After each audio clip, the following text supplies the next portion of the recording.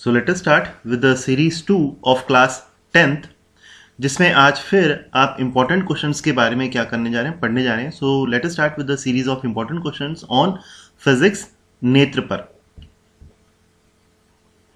आज का जो पहला जो क्वेश्चन है वो आता है which type of lens has a negative power. यानी एक ऐसा लेंस बताइए जिसका नेगेटिव पावर हो. The power of lens is +5 dioptre. Find the focal length in metres. यानी यहाँ पे दो क्वेश्चन ही बन रहे हैं. So which type of lens has a negative power, negative power बताना है. और उसके बाद एक छोटा सा न्यूमेरिकल पार्ट है. The power of lens is +5 dioptre. Okay, so obviously सी बात है नेगेटिव. ठीक है, ध्यान रखना जिसका फोकल लेंथ या पावर नेगेटिव हो तो वो हमेशा आपका कॉनकेव लेंस होता है. कौन सा लेंस होता है? Concave lens. ओके, उसके बाद है the power of lens is +5d. Find the focal length in metres. अब आपको क्या काम करना है, पावर वाला फॉर्मूला लगाना है, बट यहाँ पर आपको फोकल लेंथ फाइंड करना है. सो जैसे हम जानते हैं P is equal to 1/f होता है या F is equal to 1/p, but power की जो ऐसा यूनिट है वो डायोप्टर है. Okay, so 1/d. अब इन्होंने यहाँ पर जो वैल्यू दी गई है वो आपके पास +5d है और ये आपका मीटर्स में होता है, ध्यान रखना. ठीक है, सो 1/5 को जब आप डिवाइड करोगे तो आंसर आपका 0.2 आ जाएगा. ठीक है, दैट इज 0.2 मीटर्स. सो अब हम चलते हैं क्वेश्चन नंबर 2 पर. That is define absolute refractive index of a transparent medium. ठीक है, वैसे भी पहले हम ये डिस्कस कर चुके हैं, फिर भी एक बार दोबारा देख लेते हैं. ठीक है, एब्सोल्यूट, ठीक है, रिफ्रैक्टिव इंडेक्स. अब इसी में ही एक छोटा सा न्यूमेरिकल पार्ट भी है. The absolute refractive index of glass and water are 3/2 and 4/3 respectively. If the speed of light in a glass is, ठीक है, यानी जो स्पीड ऑफ लाइट है वो कितना दिया है, 2 × 10⁸ मीटर पर second. Determine the speed of light in vacuum and water. Okay, तो सबसे पहले हम एब्सोल्यूट रिफ्रैक्टिव इंडेक्स देखते हैं. सो ये ध्यान रखना कि जो रिफ्रैक्टिव इंडेक्स है वो एक मीडियम का, ठीक है, डेंसिटी बताता है कि भाई how dense the medium is. ठीक है, सो एब्सोल्यूट यहाँ पे आ रहा है तो एक आप क्या काम करोगे, speed of light in vacuum के साथ कंपैरिजन करोगे, किसका, मीडियम का. ठीक है, सो ऑब्वियसली सी बात है the ratio of speed of light in free space और vacuum to the speed of light in a given medium is called absolute refractive index of medium. Okay, so यहाँ पे वही आपका वैक्यूम कह लो या फिर आप एयर कह लो. ठीक है, speed of light in a medium. So general formula इसका ये बनेगा, n is equal to c/v. n यहाँ पर क्या है, रिफ्रैक्टिव इंडेक्स है, c speed of light in vacuum और यहाँ पर v जो है speed of light in medium है. ओके, चलिए अब हम चलते हैं न्यूमेरिकल पार्ट पर. न्यूमेरिकल पार्ट क्या करा है, the absolute refractive index of glass and water. Glass का 3/2 दे दिया है रिफ्रैक्टिव इंडेक्स और वाटर का 4/3. तो यहाँ पर हम इसी फॉर्मूले का यूज करेंगे. ठीक है, तो c निकालना है तो v को हम क्रॉस मल्टीप्लाई करेंगे किसके, n के साथ. तो स्पीड ऑफ लाइट, ठीक है, निकालने के लिए ng इंटू vg. ठीक है, ng यानी refractive index of glass, vg यानी यहाँ पर क्या है, speed of light in glass. So यहाँ से अगर हम देखें तो रिफ्रैक्टिव इंडेक्स ऑफ ग्लास दे दिया 3/2 और जो स्पीड ऑफ लाइट है, ठीक है, ग्लास के अंदर वो दे दिया आपका 2 × 10⁸. ठीक है, 3/2 और 2 × 10⁸. 2 से 2 करो कैंसिल, क्या आ जाएगा, 3 × 10⁸ मीटर पर सेकेंड. ओके, तो ये तो हो गई आपकी स्पीड ऑफ लाइट की. अब वैक्यूम में हो गया, अब निकालना है हमें किसमें, वाटर में. अगेन फॉर्मूला वही, ठीक है, VW is equal to c/NW.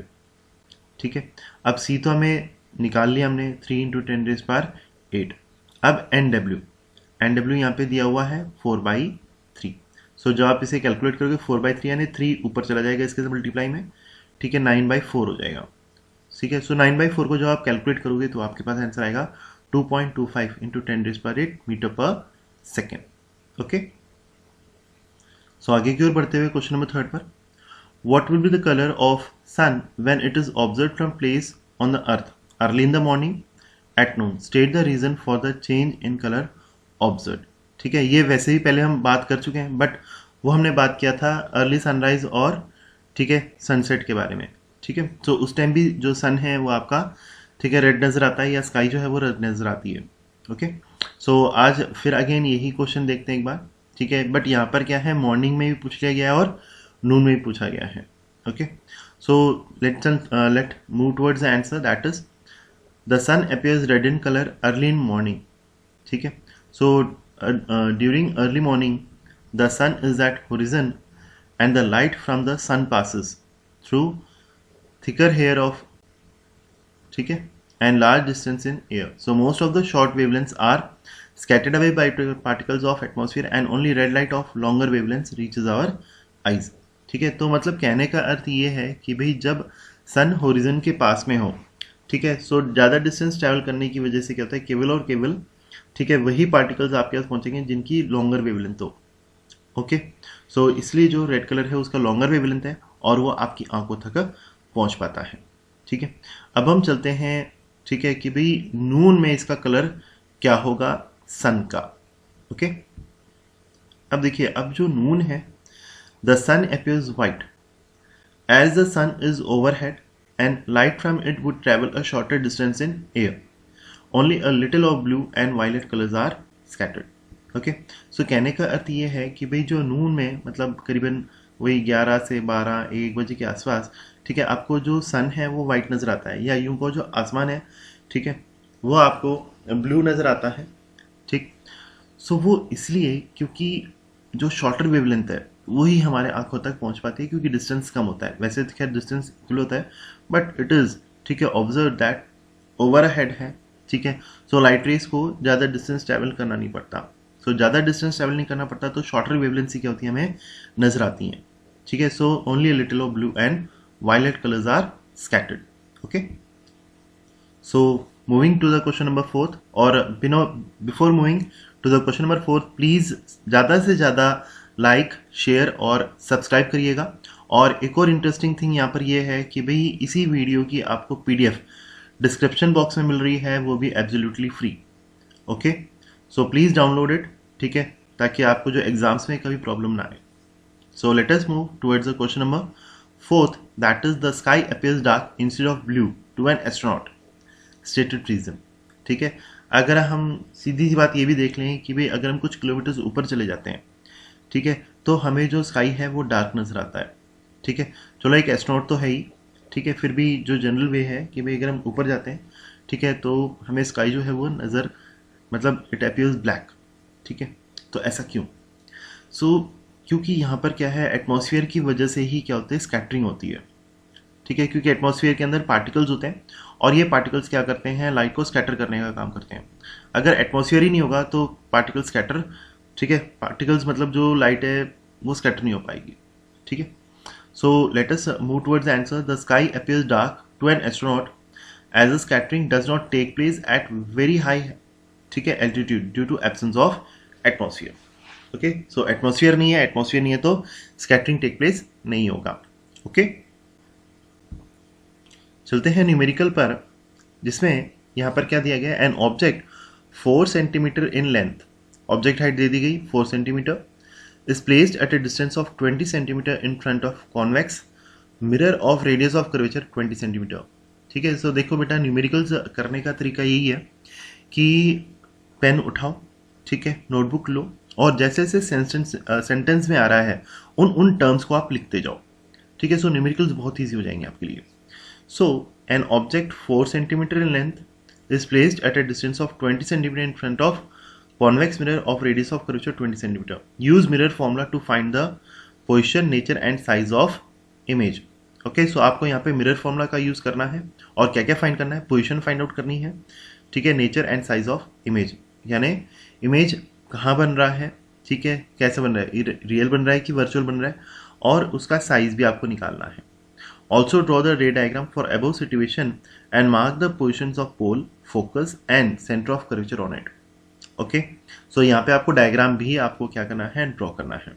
तो सबसे पहले देख लेते हैं यहाँ पर जो ऑब्जेक्ट लेंथ है, ठीक है, हाइट, वो है आपका 4 सेंटीमीटर, ठीक है, यानी H1 हमने क्या काम किया, 4 सेंटीमीटर लिया है, ठीक है, और जो डिस्टेंस है U वो आपका आ जाएगा कितना, ठीक है, 20 सेंटीमीटर। U कितना आ जाएगा, 20 सेंटीमीटर, और वो भी आपको क्या करना है, नेगेटिव में लेना है। ठीक है, और एक और कीवर्ड बता देता हूँ आपको यहाँ पर कि भाई बेशक मिरर हो, लेंस हो, वॉट एवर ऑब्जेक्ट डिस्टेंस हमेशा आपको क्या करना है, नेगेटिव में लेना है। ओके, सो अब यहाँ पे हम क्या काम करेंगे, रेडियस ऑफ कर्वेचर है वो 20 सेंटीमीटर लेंगे, ठीक है, आर 20 सेंटीमीटर, ठीक है, क्योंकि आर यहाँ पे क्या रहेगा आपका पॉजिटिव रहेगा, क्योंकि आर जो है वो बिहाइंड द मिरर होता है कॉन्वेक्स मिरर के, ठीक। सो मिरर फॉर्मूला यूज करेंगे 1/f = 1/v + 1/u, बट यहाँ पे हमें v निकालना है तो v को ये रहने देंगे, u को उस साइड लेके जाएंगे, यानी 1/v = 1/f - 1/u। ओके, सो इस हिसाब से हम यहाँ पे क्या करेंगे, v को फाइंड आउट करने का काम। सो अब देखिए यहाँ पर कि भाई 1/v = 1/10 - 1/20। सो सॉल्व करेंगे तो आपके पास, ठीक है, 3/20 हो जाएगा, रेसिप्रोकल कर दो आप, v = 20/3। ओके, इसे और भी आप सॉल्व करना चाहें तो सॉल्व कर सकते हो, ठीक है। सो मैग्निफिकेशन का फॉर्मूला लगाएंगे यहाँ पर, m = v/u। ओके, सो v आपका 20/3 हुआ है, u आपका कितना था, 20 था, ठीक। सो यहाँ पे जब हम कैलकुलेट करेंगे तो 1/3 आएगा, ठीक है, that will be of your, ठीक है, वर्चुअल इमेज। सो h1 4 centimetre, h2 m × h1, ठीक है, सो 4/3 सेंटीमीटर हो जाएगा यहाँ पर। Got it. सो अब यहाँ पे हमें रे डायग्राम भी ड्रॉ करना है। सो रे डायग्राम ऑब्जेक्ट यहाँ रखा है, सो वही बात कि भाई एक रे प्रिंसिपल एक्सिस के पैरेलल जाएगी, आफ्टर रिफ्लेक्शन, ठीक है, ये आपकी डाइवर्ज होती लाइट रे, बट ऐसा लगेगा कि भाई ये आपकी लाइट रे कहाँ से आ रही है, फोकस से आ रही है। कहाँ से आ रही है, फोकस से। ये देखिए आप, ऐसा लग रहा है कि ये फोकस से आ रही है, ठीक है।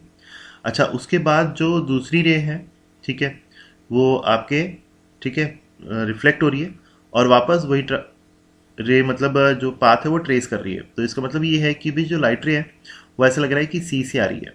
कहाँ से आ रही है, सी से। Got it. और नॉर्मल भी हम क्या काम करेंगे, यही ड्रॉ करेंगे सी पे ही, ठीक है, ये रहा नॉर्मल, और नॉर्मल भी आपका सी पे ही जाएगा। Got it. सो ऐसे ही मत सोचना कि भाई ये इतनी रेस कहाँ से आई है, ठीक है, ये रे मैंने आपको पाथ ड्रॉ करके बताया है कि भाई किस हिसाब से जाना है। और जहाँ दो लाइट रेज आपस में मीट कर रही है वहाँ पे इमेज बनता है। देखिए आप, यहाँ इमेज बन रहा है क्योंकि दो लाइट रेज यहाँ मीट कर रही हैं। ओके, सो एक छोटा सा इमेज यहाँ पे बनेगा ए बी। Got it. तो कैसा होगा, वर्चुअल होगा और इरेक्ट होगा। Got it. सो चलते हैं क्वेश्चन नंबर 6 पर। Name the lens which can be used by magnifying glass. ठीक है, मैग्नीफाइंग ग्लास एक्चुअली क्या होता है कि भाई जो छोटी छोटी चीज़ों को बड़ी करके देखने का काम करता है। So for which position of the object a convex lens form. Okay, so यहाँ पर हमें क्या काम करना है, पहले तो इसका नाम बताना है, name the lens which can be used as magnifying glass. So ध्यान रखना कॉन्वेक्स लेंस होता है, ठीक है, आंसर में यहाँ पे आपके पास कॉन्वेक्स लेंस है, तो कॉन्वेक्स लेंस मैग्नीफाइंग ग्लास के नाम से भी जाना जाता है। अब हमें क्या काम करना है, इमेज फॉर्मेशन बनानी है, a real and inverted image of same size as that of object. यानी यहाँ पर इमेज और ऑब्जेक्ट का साइज है वो सेम होना चाहिए। सो ये सेम कब होगा, जब ऑब्जेक्ट को 2f पे रखा जाएगा। ऑब्जेक्ट को कहाँ रखा जाएगा, 2f पर। सो ऑब्वियसली सी बात है, एक लाइट रे कहाँ जा रहा है, प्रिंसिपल एक्सिस के पैरेलल, आफ्टर रिफ्लेक्शन कहाँ से, फोकस, और दूसरी रे ऑप्टिकल सेंटर से, ठीक है, पास आउट हो रहा है और एक पॉइंट पे क्या हो रहा है, ये कन्वर्ज हो रहा है। सो ये भी आपका इमेज कहाँ बनेगा, 2f पे बनेगा। कहाँ बनेगा, 2f पे। सो ऑब्जेक्ट हाइट और इमेज हाइट दोनों क्या रहेंगे, आपके सेम रहेंगे। नेक्स्ट आपको ड्रॉ करना था वर्चुअल और डायरेक्ट इमेज। सो इसमें जो ऑब्जेक्ट की जो पोजीशन रहेगी वो ऑप्टिकल सेंटर और फोकस के बीच में रहेगी। ओके, सो एक लाइट रे प्रिंसिपल एक्सिस के पैरेलल टकरा के कहाँ से, फोकस, दूसरी लाइट रे ऑप्टिकल सेंटर के थ्रू। सो दोनों को अगर हम क्या काम करते हैं, बैकवर्ड लेते हैं, ठीक है, सो एक पॉइंट पे क्या होते हैं, कन्वर्ज होते हैं। सो यहाँ पर, ठीक है, क्या बनेगी, इमेज, और ऑब्वियसली सी बात है क्या बन रही है, virtual, erect and magnified. Okay, so let us move towards the question number 7। हाँ जी, तो सब्सक्राइब, लाइक, ठीक है, ज़्यादा से ज़्यादा करिए। सो चलते हैं आगे। 1/2 of convex lens is covered with the black pepper. ठीक है, अगर हम क्या काम करते हैं कि भाई हाफ हिस्सा, ठीक है, ब्लैक पेपर से कवर करते हैं, will this lens produce a complete image of the object, draw ray diagram to justify your answer. तो यहाँ पर कंप्लीट इमेज बनेगी, ये पूछा जा रहा है और बहुत इंपॉर्टेंट क्वेश्चन है ये। ठीक है, अब हमने क्या काम किया, 1/2 of convex lens is covered with black paper. So अगर आप डायग्राम देख रहे हो, सो यहाँ पर इस आधे हिस्से में हमने क्या काम किया, एक ब्लैक पेपर हमने लगा दिया है। ठीक है, सो अब हमें ये आंसर देना पड़ेगा, will this produce a complete image of object. हाँ जी, ऑब्वियसली सी बात है, इमेज बनेगी, बट यहाँ पे ध्यान रखना, ठीक है, जो इंटेंसिटी है इमेज की वो रिड्यूस हो जाएगी। ठीक है, क्योंकि आधा हिस्सा तो आपने ढका है, तो यहाँ पर इंटेंसिटी क्या होती है, रिड्यूस हो जाती है थोड़ी बहुत। ठीक है, so even when half of the lens is covered with black paper, complete image is formed. ठीक है, सो ये आपका यहाँ पर आज का जो सेशन है वो यहीं पे अब मैं वाइंड अप कर रहा हूँ। तो इस जो पीडीएफ है वो आप डाउनलोड कर सकते हो डिस्क्रिप्शन बॉक्स में जाके, वो भी absolutely free. Okay, so again यहाँ पर हम लोग वीडियो वाइंड अप कर रहे हैं, और thank you and have a nice day.